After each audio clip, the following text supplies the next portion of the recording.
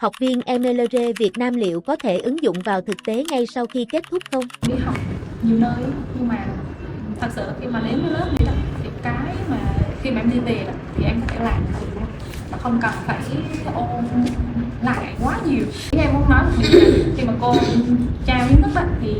cái đọc lại trong em nó nhiều đó, tức là đủ để em có thể về làm liền, chứ không phải là cần một thời gian để có thể ôn luyện lại hay là đó. Thì ví dụ như nhiều cái lớp khác thì em phải về em học lại quy trình, xong học thuộc, xong này kia các kiểu, nhưng mà đây là về là sẽ áp dụng liền, tại vì tất cả những quy trình thì bây giờ hiện tại ở trong đầu mình nhớ rồi, có thể là quên một hai động tác thôi, nhưng mà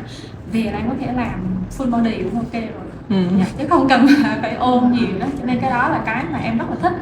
Dạ, tại vì